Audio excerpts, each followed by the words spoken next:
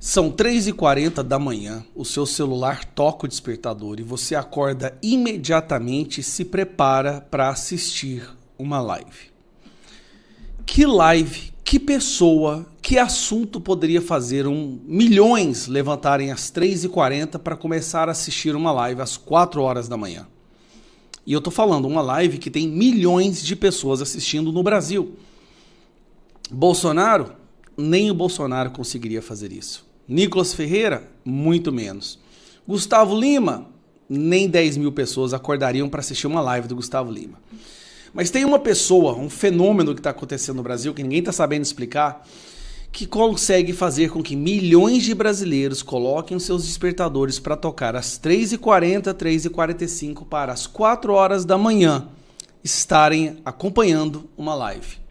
E essa pessoa é esse cidadão aqui, o padre, o Frei Gilson. Frei Gilson está conseguindo algo que é simplesmente inexplicável.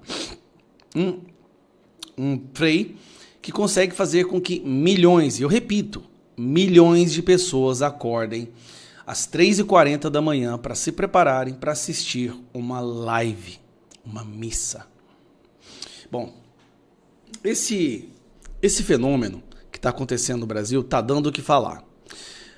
Porque até onde nós sabíamos, ou era conhecimento comum, a Igreja Católica e os católicos já haviam sido em grande parte sequestrados pela ideologia esquerdista. Tanto é que nas eleições a maioria dos católicos votaram no Lula, votaram na esquerda.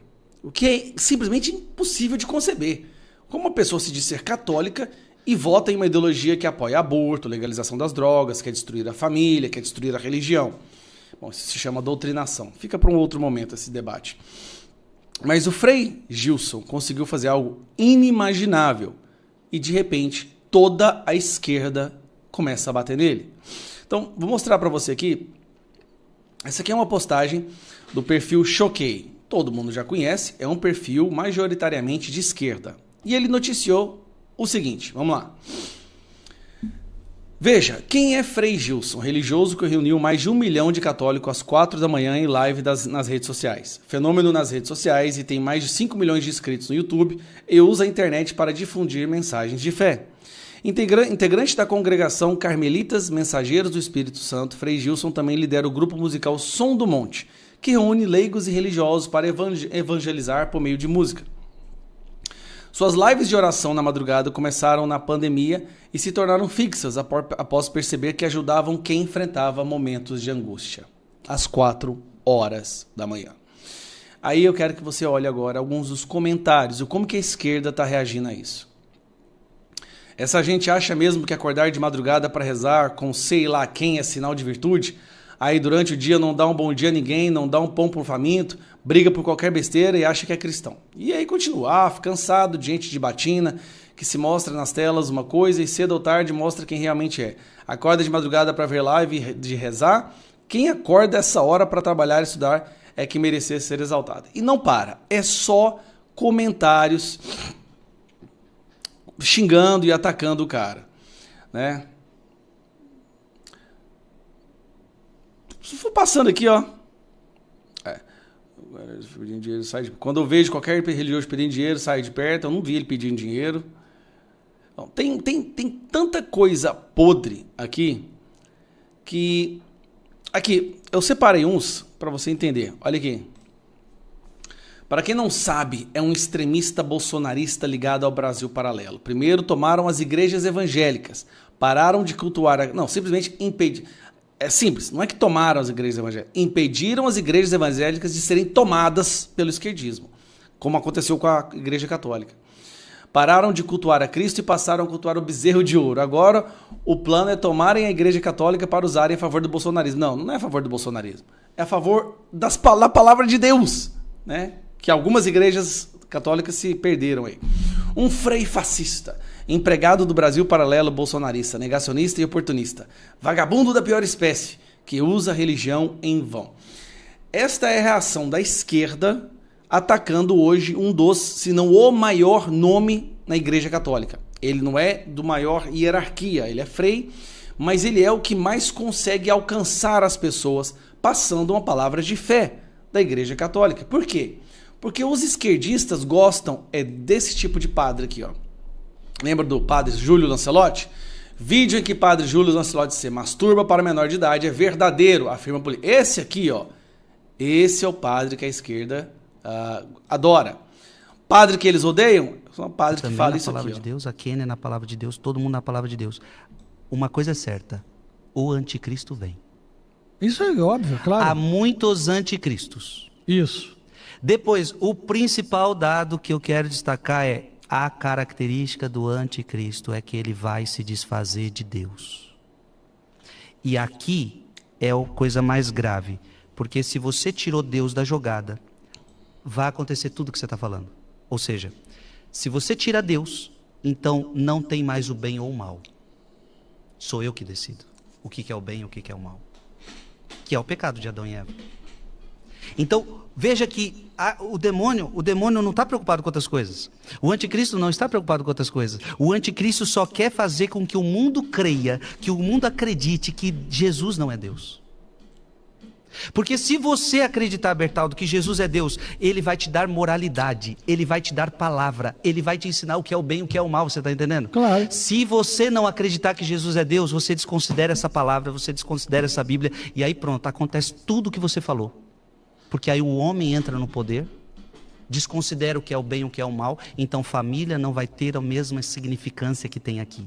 Homem e mulher não terá a mesma significância que tem aqui. O mundo não terá a mesma significância que tem aqui. A terra não terá a mesma significância que tem aqui.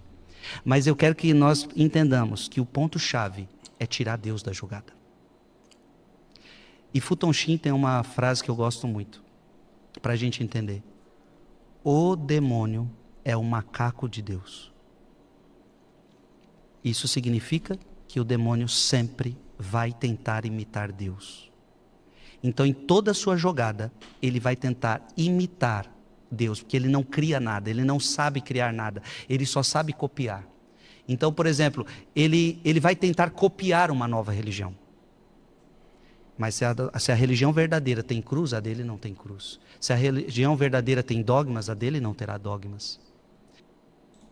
E vocês já prestaram atenção como que o esquerdismo, o progressismo se parece com uma religião, um culto? E se você não segue essa religião, você não é digno de estar vivo, você nem ser humano é. E como eles atacam essas pessoas. Então é um fundamentalismo religioso que se tornou esse esquerdismo tradicional. Um fundamentalismo tão absurdo, tão irracional, que para avançar a sua ideologia, eles apoiam até religiões que são contra eles. Mas desde que, como eles apoiam muçulmanos e tal, islamismo, desde que apoiar essas outras religiões apoie as agendas deles. Voltando ao assunto, esse cara, hoje, um dos maiores nomes do catolicismo, é o cara que está sendo mais atacado pela esquerda. Aí eu me pergunto, como que tem católico que vota na esquerda? Bom, um abraço, parabéns Frei Gilson, continue fazendo seu trabalho, estamos juntos. O ministro Alexandre de Moraes ele deu uma decisão que humilhou completamente o blogueiro militante Reinaldo Azevedo, que quebrou sua cara, queimou a língua, foi enforcado nas suas próprias palavras e virou piada nas redes sociais. Gente, o que eu vou mostrar pra vocês agora é uma cena realmente patética, ridícula, cômica, vergonhosa, vexaminosa, humilhante, como você queira chamar, do blogueiro militante Reinaldo Azevedo. Aquele da Band News, do UOL, que não cansa de passar vergonha na internet com o tamanho do pano que ele passa pro desgoverno Lula, pros abusos do STF, especialmente os abusos de Gilmar Mendes e de Alexandre de Moraes, que o Reinaldo Azevedo apoia de forma bovina e canina, sem ligar para o fato de que ele está sacrificando ao vivo a sua própria integridade e coerência.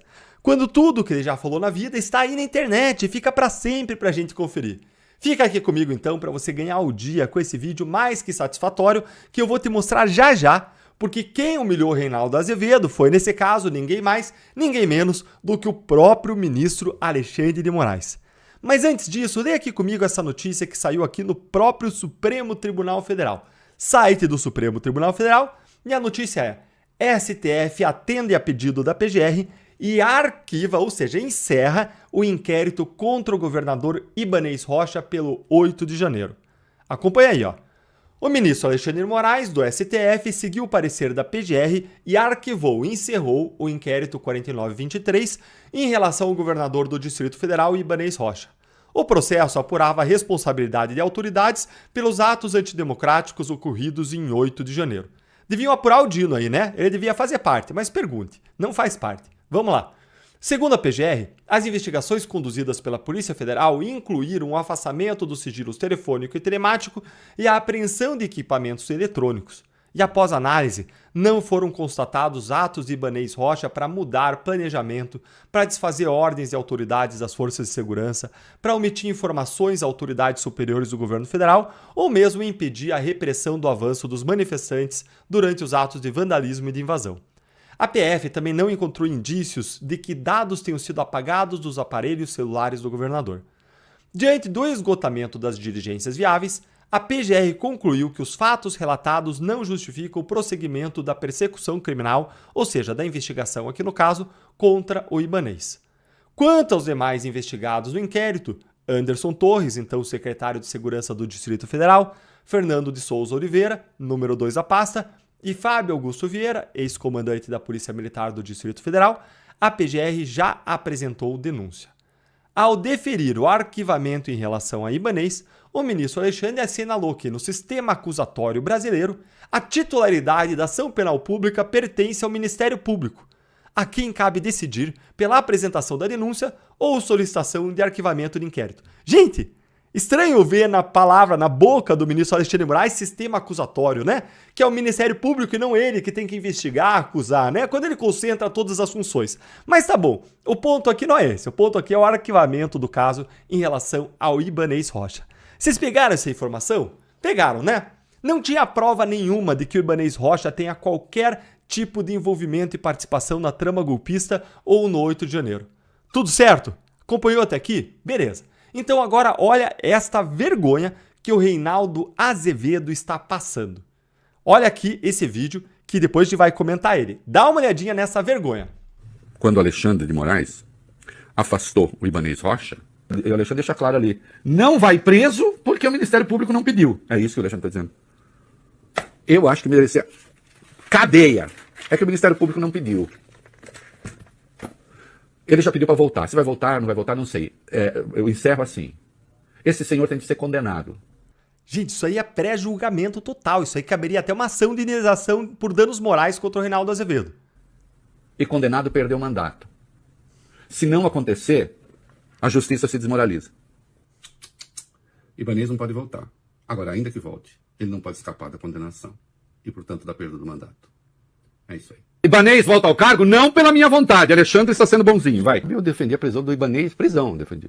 Não só afastamento. O ministro do Supremo Tribunal Federal, Alexandre de Moraes, arquivou o inquérito que investigava o governador do Distrito Federal, Ibanez Rocha, por suposta omissão nos atos antidemocráticos de 8 de janeiro de 2023. Isso aí. Suco do Brasil. Gente, é como diz aquele ditado popular. Quem muito se abaixa, o rabo aparece. Olha aqui o comentário que foi feito pelo Enio Viterbo. Dá uma olhadinha aqui, ó. Oi, Reinaldo Azevedo. Você disse que não condenar Ibanez Rocha seria desmoralizar a justiça e também um crime de lesa democracia. Você estava errado e pediu a prisão de uma pessoa inocente? Ou então a PGR Alexandre de Moraes cometeram um crime de lesa democracia? E aí, Reinaldo Azevedo? Vai responder ou não vai responder? E aí, gente, o que vocês acham? Que ele vai responder? Me conta a sua opinião aí nos comentários. E se você, como eu, também sentiu vergonha alheia do blogueiro, achou patético esse cara que fica passando pano pro STF, pro governo Lula, antes era extremamente crítico do PT e hoje tá ali aliado. Se você também sente vergonha disso, se inscreve no canal, ativa o sininho das notificações para você não perder nada por aqui e curte o vídeo para voz da nossa indignação e a exposição dos absurdos e de quem que é quem, para que isso tudo possa chegar ainda mais longe. Um grande abraço.